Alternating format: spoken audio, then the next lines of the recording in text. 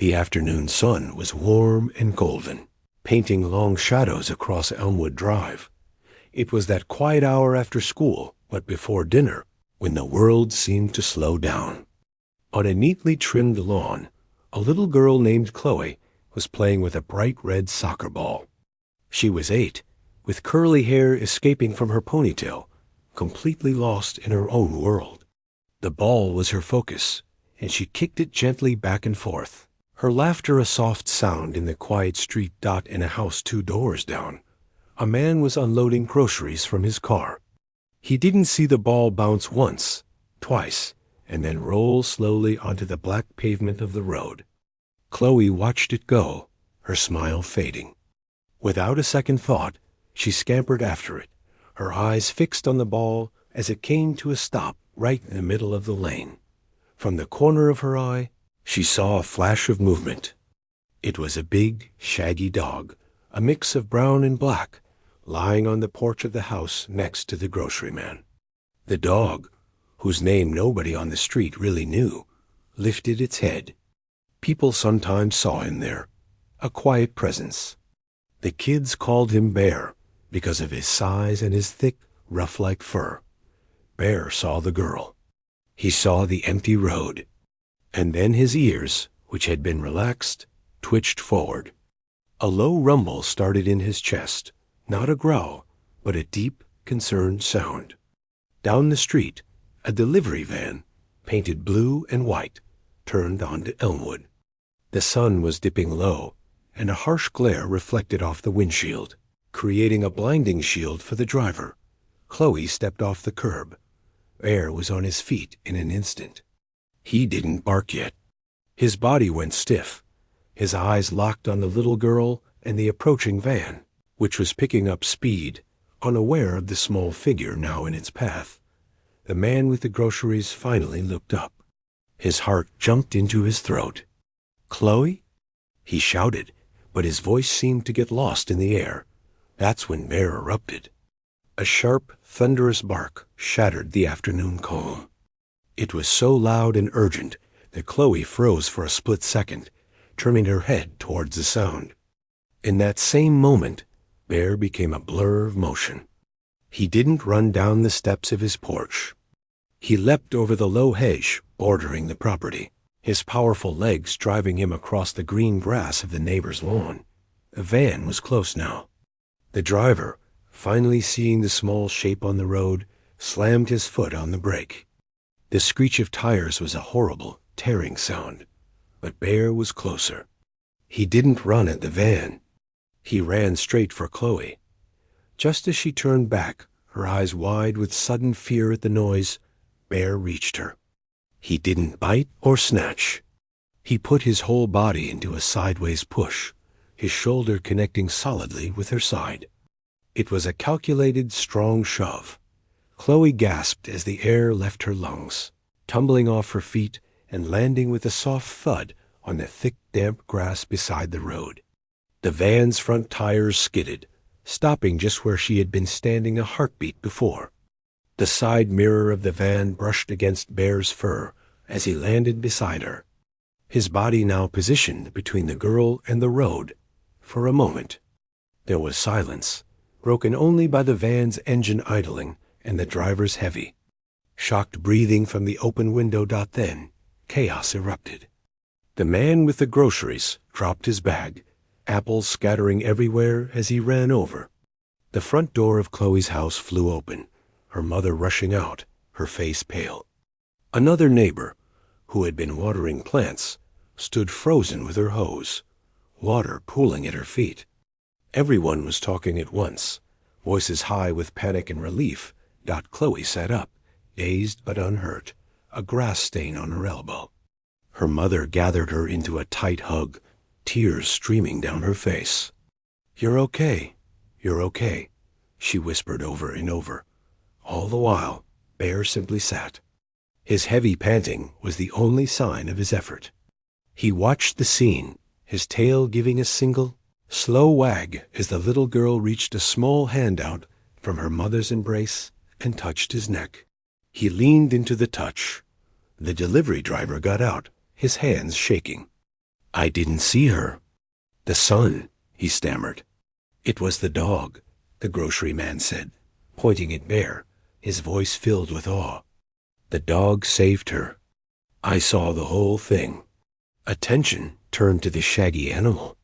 He was a stray. Everyone knew that. He had shown up a few months ago, lingering around the neighborhood. People had been kind, leaving out water and the occasional bowl of food. But now, he was no longer just a stray. He was a hero. Chloe's father arrived home minutes later to this gathering crowd. He listened to the frantic story, his eyes moving from his crying wife and daughter to the calm dog sitting protectively beside them. He knelt down, not to his family first, but to the dog. He looked into Bear's gentle, tired eyes and scratched him behind the ears. "Thank you," he said, his voice thick with emotion. "I don't know who you are or where you came from, but thank you." Somewhere, a neighbor mentioned their doorbell camera had caught the whole thing. The video was already being downloaded. The story was perfect, a feel-good moment in a world that needed them. A mysterious, kind-eyed dog saves a little girl. It was the kind of story that was about to change everything for Bear and for Chloe's family. They just didn't know it yet. For now, they were just grateful, leading their unexpected hero into their home, while the shaken neighborhood slowly returned to its quiet evening, buzzing with the news of the miracle on Elmwood Drive. The next few days were a whirlwind for Chloe's family. Their quiet home on Elmwood Drive felt like the center of the world. News vans, looking like strange giant insects with their satellite dishes, parked at the end of the street. Reporters with friendly smiles and big microphones stood on their front lawn, asking the same questions over and over. Chloe's parents tried to be polite, but they were tired. All they really wanted was to be left alone with their daughter and the dog who had saved her. The dog, who Chloe had now firmly named Bear, seemed to handle the chaos better than anyone. He would lie on the living room rug, his head on his paws, watching the strangers come and go with a calm, patient expression. He never barked at the reporters. He just stayed close to Chloe, usually with a part of his body touching her foot or her leg, as if making sure she was still there. The video from the doorbell camera had, as everyone predicted, spread like wildfire. It was on the local news, then the national news, and all over the internet. People loved it. They loved the dramatic moment, the big, scruffy dog leaping into action, the little girl tumbling to safety. It was a pure, good story, and everyone wanted a piece of it. But with all the attention came a practical problem. Bear was a hero, but he was also a stray. He didn't have a collar. He didn't belong to anyone. At least that's what everyone thought. A nice woman from the city's animal control department came to the house. She had a kind face and carried a clipboard. "We have to follow procedure," she explained gently to Chloe's parents. "We need to check for a microchip and see if anyone has reported a missing dog matching his description." Chloe, who was listening from the staircase, felt her stomach drop. She ran down and wrapped her arms around Bear's neck. "He's ours now. He saved me. You can't take him." The animal control woman smiled sadly. "We're not taking him anywhere right now, sweetie. We just need to check." She ran a scanner over Bear's shoulders. Everyone held their breath, listening for the telltale beep. There was only silence. No microchip. The woman made some notes on her clipboard. No owner on record. That means he'll have to come to the shelter. He'll be held there for a standard stray period to see if anyone claims him. Chloe's mother spoke up, her voice firm. "After what he did, he can't go to a shelter. Look at him. He's gentle. He's part of this family now." A discussion followed, with Chloe's father talking in low, serious tones with the woman on the front porch. Finally, they reached a compromise. Because of the extraordinary circumstances, Bear could stay with the family as a foster dog, while the official search for an owner continued. It was a temporary permission, but it felt like a victory. Chloe was over the moon. She took her duty as Bear's foster friend very seriously. She filled his water bowl herself, making sure it was always full and fresh. She helped her mother measure out his kibble. She brushed his thick fur, which he seemed to enjoy. Closing his eyes in contentment, the family decided to do everything right. They made an appointment with a local veterinarian for a full checkup. If we're going to adopt him properly, we need to know he's healthy, Chloe's father said. The vet's office was bright and clean, smelling of antiseptic. Bear walked in calmly on his new leash, not pulling or nervous. The vet, an older man with glasses and a gentle manner, gave Bear a thorough examination. He listened to his heart, looked in his ears and eyes, and checked his teeth. He's in remarkably good shape for a stray, the vet mused. Well-fed, strong. Someone was taking care of him not too long ago. Then, as he was running his hands over Bear's back and shoulders, his fingers paused. He felt the area again, more carefully. He parted the dog's fur. What is it? Chloe's mother asked, noticing the vet's change in expression. Probably nothing, the vet said, but his voice was thoughtful. He's got some old scarring here along his shoulders. Very faint, almost completely healed. You can barely see it unless you're looking for it. What does that mean? Chloe's father asked. The vet shrugged. Hard to say for sure. Could be from anything. Maybe he got caught in some barbed wire as a pup or had a run-in with another animal. He finished the exam and gave Bear a shot. Bear flinched but didn't make a sound. He's a good stoic fellow, the vet said, patting him. But as they were leaving, something strange happened. A delivery man in a uniform jacket came into the clinic's waiting room to drop off a package. He was a big man, and his steps were heavy. The moment Bear saw him, his entire body changed. He didn't growl, but he went very still. His ears, which were usually relaxed, pinned back slightly against his head. He moved to stand more directly in front of Chloe, his eyes watching the man until he left. Chloe's parents exchanged a glance. It was probably nothing, they told themselves. The dog had been through a lot. He was just being protective. On the drive home, with Bear lying across the back seat, his head in Chloe's lap, her father looked in the rearview mirror. We should start the official adoption paperwork, he said. The faster we make him ours, the better. Chloe hugged Bear tightly. Yes, please. Her mother nodded, but in the quiet of the car, she kept thinking about the vet's words, old scarring, and the way Bear had watched that delivery man. They were just small things, little puzzle pieces that didn't seem to fit the picture of a gentle, lucky stray. She pushed the thoughts away. He was their hero. That was all that mattered. The search for an owner was just a formality now, a step they had to take before their lives could go back to normal, this time with a big, shaggy dog in the middle of it all. The story of the hero dog, as these things do, began to fade from the headlines. The news vans found other stories, and the neighborhood slowly returned to its quiet rhythm. For Chloe's family, this was a relief. Life started to feel normal again, just a new kind of normal that included a large, quiet dog who followed Chloe from room to room. Bear had settled in as if he had always been there. He had a favorite spot by the fireplace, and he knew the sound of the treat jar opening from 2 rooms away. He was gentle, patient, and incredibly smart. He seemed to understand the rules of the house without being taught. The family's bond with him grew deeper every day. The official adoption papers were on the kitchen counter, waiting to be signed and mailed. It felt like a done deal. Meanwhile, 3 states away, a man named Carl was scrolling through his phone in the cramped cab of his long-haul truck. He was parked at a rest stop for the night, killing time before sleep. A friend from his old hometown had sent him a link with a message. Saw this crazy story. Made me think of your brother. That dog looks familiar. Carl clicked the link. It was a news article from a city he'd never visited, with the headline, Mystery Mutt Saves Girl.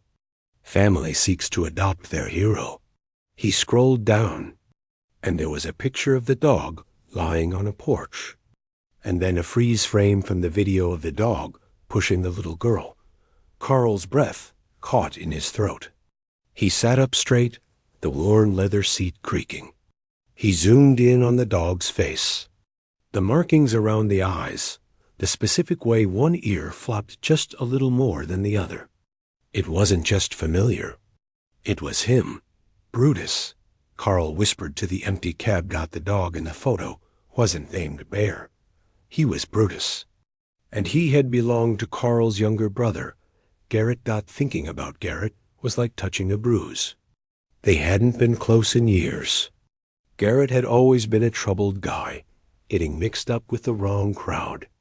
His life had spiraled, and years ago, he'd been arrested and sent to prison. Carl had tried to help at first, but after a while, the distance between them, both in miles and in how they saw the world, had become too great.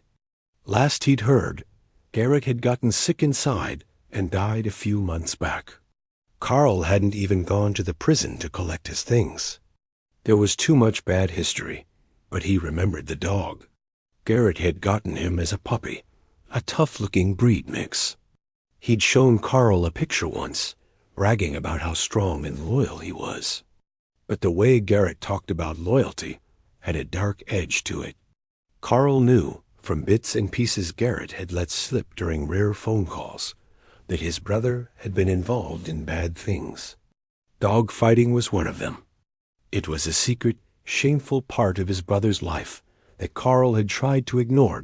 After Garrett's arrest, Carl had wondered what happened to the dog. He'd assumed it had been taken by the police or just run off. Now, seeing Brutus, now called Bear, as a national hero, a cold dread settled in Carl's stomach. The article said the family was trying to adopt him, that a little girl slept with him in her room, that they thought he was a gentle stray. Carl knew different. If this was Brutus, and he was sure it was, then this dog had come from Garrett's world, a world of chain-link pens, of aggression, of violence. The faint scarring the vet had noted, that wasn't from barbed wire. The way the dog had tensed around a uniformed man, that made a terrible, horrible sense. He thought about the little girl in the article, Chloe, her smiling face in a follow-up story. He thought about his brother's rough hands and angry voice. He pictured the dog, trained for one brutal purpose, now living in a sunny suburban house, playing fetch. A feeling of responsibility, heavy and grim, pushed down on him. He couldn't just scroll past. What if the dog turned? What if all that old training surfaced one day when the little girl tried to take a bone away or made a sudden move? The guilt would be on him. With a heavy heart, Carl found the contact information for the animal control department in that faraway city. His call was transferred a few times before he got to someone who knew about the case. "I think I know who that dog belongs to," Carl said, his voice tired. "Or belonged to. He was my brother's dog. My brother. He wasn't a good guy. He was into dog fighting. That dog, his name was Brutus. He wasn't a family pet. You need to be careful." The person on the other end of the line was silent for a moment. "Sir, can you provide any proof? Details?" Carl described the specific markings, the odd year, the age he estimated the dog to be. He gave his brother's full name and his last known address, which was an old trailer on a piece of rural land. He mentioned the prison where Garrett had died. It all poured out, a sad and ugly story. When he hung up, the cab of his truck felt darker and quieter than before. He had done what he thought was right, but he knew he had just thrown a rock into a still pond, and the ripples were going to reach that little girl and her family, shattering the peaceful life they were building. Back on Elmwood Drive, The phone rang. It was the same kind woman from animal control. Her voice was different now, though strained, official, filled with a new urgency. She asked Chloe's parents if they could come down to the office the next day. It was important. Has someone claimed him? Chloe's mother asked, her hand tightening on the receiver. We've received new information, the woman said carefully, choosing her words. We need to discuss it with you in person. And until we do, for everyone's safety, we must ask that you keep the dog separated from the child. Just as a temporary precaution. The words landed like a physical blow. Asterisk for everyone's safety. Separated from the child. Asterisk. Chloe's mother hung up the phone, her face pale. She looked into the living room where Chloe was lying on the floor, using Bear as a pillow while she watched cartoons. The dog's tail thumped slowly, contentedly, on the carpet. How do you explain to a little girl that the hero who saved her life might be a danger? How do you even believe it yourself? The cozy, happy chapter they were living in had just ended, and a new, frightening, and confusing one was beginning. The mystery of Bear's past was no longer just a curiosity. It was a threat, knocking loudly on their front door. The night after the phone call was the longest of their lives. Chloe's parents sat at the kitchen table long after she was asleep, talking in worried whispers. They had followed the instruction, but in the gentlest way they could. Bear was now lying on an old blanket in the laundry room, the door closed. He hadn't whined or scratched. He had just lain down, as if he understood that something had changed. Telling Chloe had been the hardest part.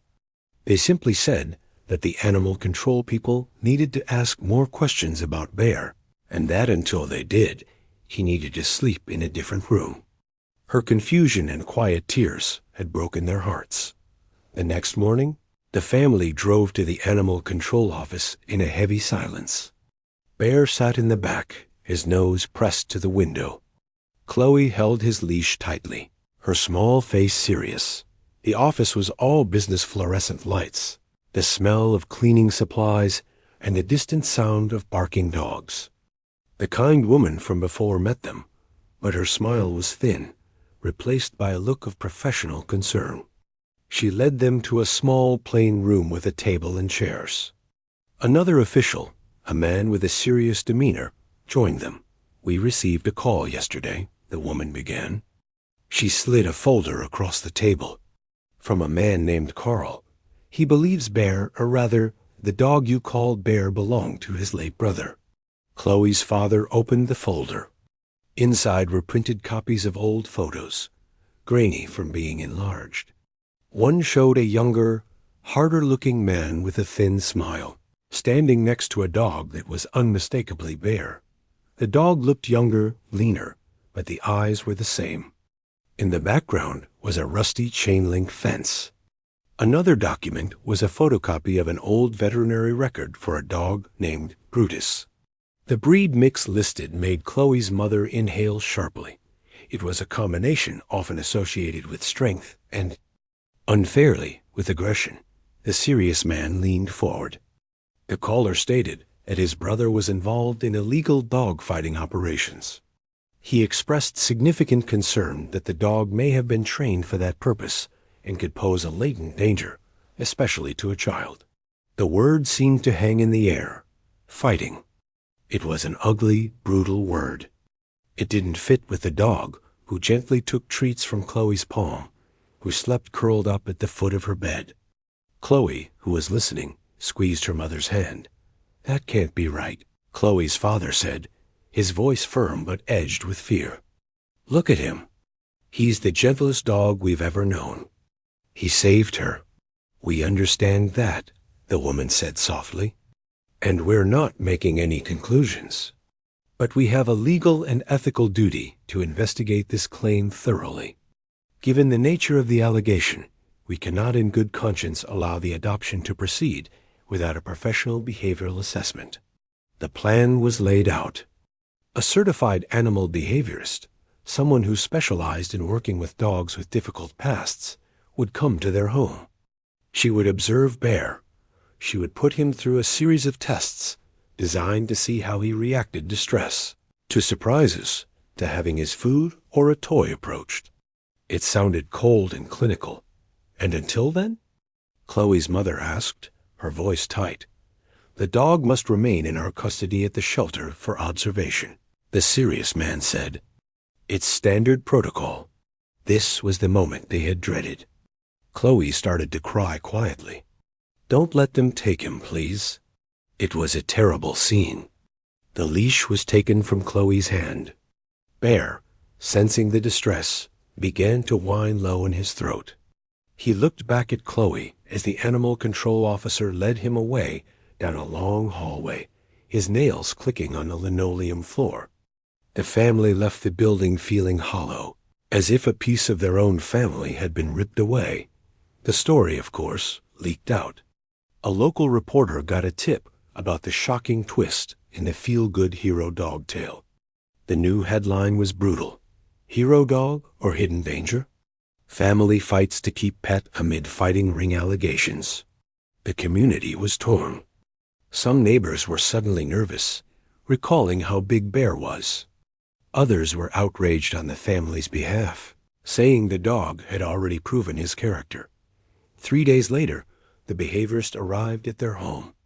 She was a woman in her 50s, with calm eyes and a quiet voice. Her name was Dr. Ellis. She didn't bring any dramatic tools, just a notepad and a bag of different toys and treats. She first asked the family to just be with Bear in the backyard, as they normally would, now that he was temporarily returned for the assessment. Chloe threw a ball. Bear bounded after it, brought it back, and dropped it at her feet, his tail wagging. He did a little play bow, inviting her to chase him. Dr. Ellis watched, her head tilted. Then she began her tests. She walked directly toward Chloe while Bear was with her. Bear moved to stand beside the girl, his body loose, his tail still. He watched Dr. Ellis, but didn't block her path or show his teeth. He just watched Dot. She made a loud, sudden noise by dropping a metal bowl. Bear flinched, his head snapping toward the sound. But instead of running away or charging at the noise, he took 2 quick steps to put himself more squarely between the noise and Chloe. It was a movement of protection, not attack. The key test was the food test. Dr. Ellis placed a high-value, juicy piece of meat on the ground. She let Bear approach and start to eat it. Then, using a fake plastic hand on a long rod, she slowly reached toward the food. The family held their breath. This was where a dog with food aggression, a common trait in dogs from bad situations, would often snap. Bear paused his eating. He looked at the fake hand approaching his prize. He let out a single low warning growl. But then he did something remarkable. He didn't lunge. He didn't bite. He used his nose to gently push the fake hand away from the food, and looked up at Dr. Ellis as if to say, "That's mine, please don't." It was a clear, controlled boundary, not an explosion of anger. After 2 hours, Dr. Ellis put her notepad away. She sat down with the exhausted, anxious parents. "This dog," she said slowly, "has not been trained to fight." A wave of relief washed over them, so strong it felt dizzying. "But he has been trained," she continued, "extensively. Did you notice his reactions? When I approached Chloe, he didn't get between us to start a conflict. He positioned himself to monitor and intervene if needed.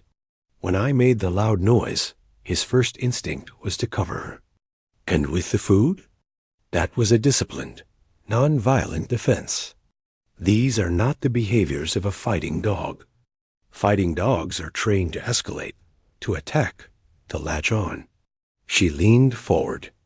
"These are the behaviors of a dog trained for personal protection, specifically for the protection of a vulnerable person. His responses are defensive blocks, calculated deflections. He's not an attacker. He's a guardian. A very, very good one. The truth was starting to piece itself together. But it was a different picture, a sadder one. Dr. Ellis suggested that, to be sure. They might need to dig deeper into the brother's past, to talk to people who knew him beyond his criminal record. Chloe's father spent the next day on the phone, working with a polite but determined investigator from Animal Control. They tracked down an old neighbor who had lived near Garrett's remote property. The neighbor, an elderly woman, was hesitant but finally spoke. That man, he was troubled. We all knew to keep our distance. But he had a little girl for a while, his niece maybe? She stayed with him. She was a quiet thing. And that dog, Brutus, he was her shadow. Never left her side. Garrett was mean to most folks, but I saw him with that girl and the dog. It was different. Then the little girl got sick real sudden. I remember an ambulance coming. She didn't come back. After that, Garrett just lost it. The dog was gone too. Then the police came for him not long after. The final piece clicked into place with a quiet, heartbreaking thud. Bear Brutus hadn't been a fighter's dog. He had been a protector's dog. He had been trained to keep a little girl safe in a dangerous environment. He had lost his first child, and when he was set adrift by a grieving, guilty man, he had somehow, across miles and years, found another little girl who needed him. The official report from Dr. Ellis cleared Bear of all suspicion. The allegation, while made in good faith, was based on a half-truth. The real truth was more profound. The dog wasn't a danger. He was a devoted soul who had finally come home. The shelter released him back to the family immediately, the adoption papers now stamped and approved dot when Bear came back through the front door. Chloe ran to him and buried her face in his fur. This time, her parents didn't feel a flicker of fear. They understood now. They weren't just giving a stray a home. They were welcoming a guardian who had completed a long, lonely journey back to his life's purpose. The papers were signed. The official stamp from the Animal Control Office was a simple black mark, but to the family, it felt like a gold seal. Bear was legally theirs. The cloud of suspicion had lifted, replaced by a deeper, more tender understanding. They knew his story now, not just the happy chapter he shared with them, but the sad, lonely chapters that came before. He wasn't just a dog they loved. He was a dog they felt honored to know. Life on Elmwood Drive settled into a new rhythm, softer and sweeter than before. The reporters stopped calling for good. The neighbors, once divided, now smiled and waved when they saw the family out on walks. Bear, with his shiny new tag dangling from his collar, would walk proudly beside Chloe, his pace perfectly matched to her smaller steps. Chloe's parents watched them together with new eyes. They noticed things they hadn't before. They saw how Bear never just played fetch. He would bring the ball back and drop it, then immediately look around, scanning the yard as Chloe reached for it. He was on duty. They saw how, if Chloe and her father were play wrestling on the living room floor, Bear would get up and stand close, his body relaxed but his eyes watchful, until the laughter started. Then he would wag his tail and nudge his way in for pets, the tension leaving his shoulders. He wasn't worried about the play. He was monitoring it, ensuring it stayed safe. The vet's words about the old scarring made sense now. They weren't the marks of a fighter, but perhaps of a dog who had taken a risk, who had placed himself in harm's way before. The way he watched men in uniforms wasn't fear of an enemy, but the alertness of a protector, recognizing a potential threat from a past life. One afternoon, Chloe was sitting under the big oak tree in the backyard, a book open in her lap. It was a warm day, with a breeze rustling the leaves. Bear lay beside her, his head resting on his paws, his eyes half closed. He wasn't sleeping. His ear twitched at every bird chirp, every distant car door slammed out. Chloe was reading aloud. Her voice, still young and sometimes stumbling over the bigger words, was steady and calm. She read a story about a knight and a dragon, but in her version, the knight had a loyal wolf by his side. As she read, her free hand rested on Bear's back, her fingers absently tracing the faint, raised lines of his old scars. Her mother watched from the kitchen window, a dish towel in her hands. She felt a lump form in her throat. She saw not just a girl and her dog, but a guardian and his charge. The dog who had lost one child had crossed rivers of loneliness to find another. He wasn't guarding Chloe out of training alone. He was guarding her because loving her had become his reason for being. Years began to pass in this gentle way. Bear's muzzle turned from black to gray. His leaps after tennis balls became slower, more careful trots. He preferred long naps and sunbeams to running in circles. But some things never changed. He still waited by the door every school day at 3:15, his tail beginning to thump the floor the moment the yellow bus turned onto their street. He still slept on the rug beside Chloe's bed, a comforting, solid presence in the dark. One chilly evening, when Chloe was in middle school, she had a bad dream. She woke up with a start, her heart pounding. The room was dark and quiet. Before she could even call out, she heard the soft shuffle of paws on wood, then the familiar weight of Bear's head resting on the edge of her mattress. He let out a quiet sigh, a sound that said, "I'm here. Everything is okay." She reached out and touched his ear.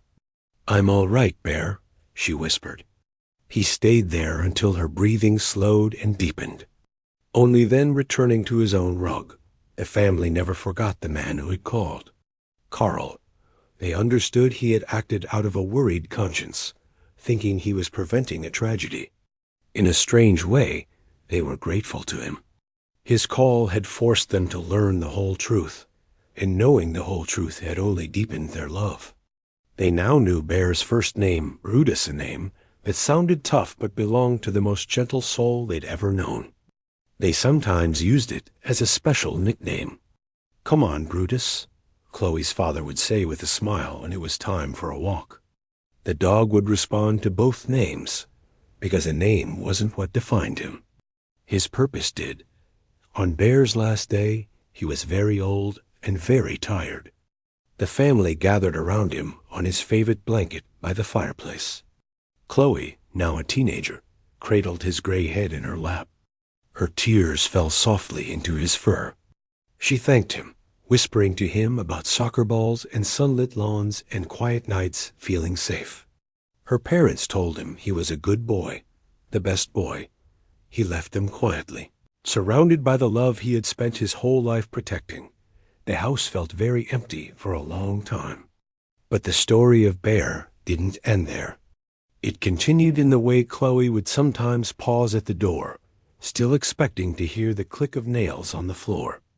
It continued in the family's decision to volunteer at the local animal shelter, telling people that sometimes the most broken-seeming animals have the most love to give.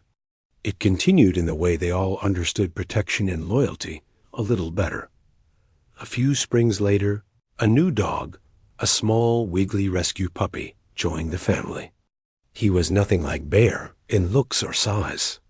But on his first day, as he explored the backyard, he ran to Chloe and sat at her feet, looking up at her with bright, eager eyes. Chloe smiled, a grown-up kind of smile, tinged with memory. She picked up the puppy and looked at the old oak tree. She knew no dog would ever replace Bear. That wasn't the point. Some souls come into your life not just to be loved, but to teach you what love really means. Bear had been a guardian, a healer, a silent keeper of a promise made long ago to another little girl in another life. His shocking truth wasn't a story of danger, but a story of a love so unwavering it became a compass, guiding him home.